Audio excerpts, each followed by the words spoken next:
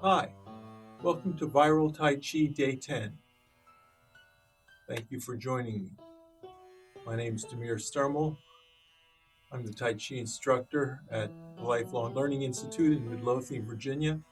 And this tape is really for my students, but if you're not one of my students from Lifelong Learning Institute, you're more than welcome to join us and live and breathe and smile and be the best possible person you can be.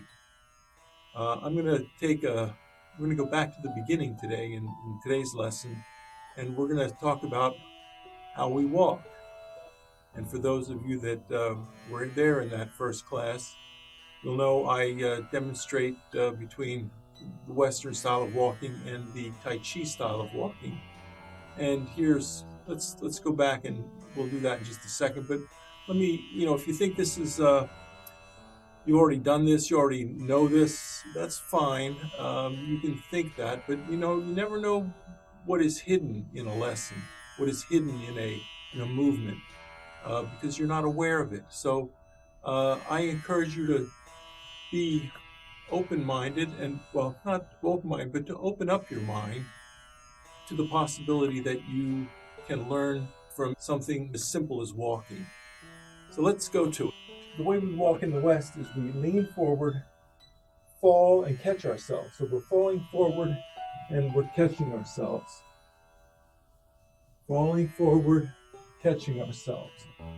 Rarely do we walk backwards, because we can't see what's happening back, and we're committing ourselves before we know where our foot's going to go. And that's the whole purpose of Tai Chi walking. You want to know where your foot's going to go. You want to know that it's a good spot to stand and balance. So we're going to walk in this direction here. And I'm going to take my feet, and I'm going to go 45. I'm going to stick my foot out 45 degrees angle from the line, and I'm going to walk in this direction, and then 45 degrees in this direction. So it'll be this way, then 90 degrees, then 90 degrees, then 90 degrees. And you're going to zigzag down the floor. But what you're going to do is you're going to keep the weight on the leg that's what we call full, and the empty leg is the one that's going to stick out. And we say full because all the weight's on the full leg, none of the weight is on the empty leg. So you can have weight on both legs, they can both be full.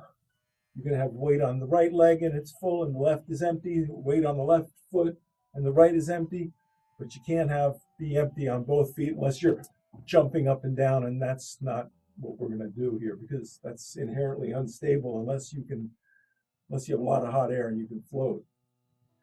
But that's another story. So we're going to start with the foot at the 45-degree angle to the line that I'm going to walk on.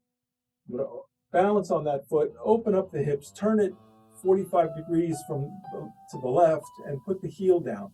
Keep the weight on the right foot until the heel is down and you're sure that's where you want to step. Then you shift the weight by gliding the hips. Everything else just sits on top of the hips.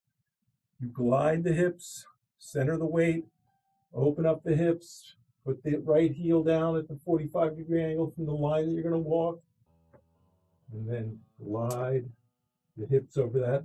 Back foot heels off the ground. You turn the hips to the left, put the heel down,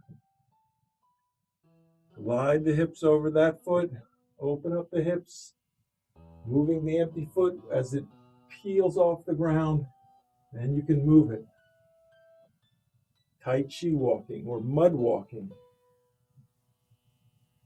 You can go backwards here. Put the toe down, sink into that heel.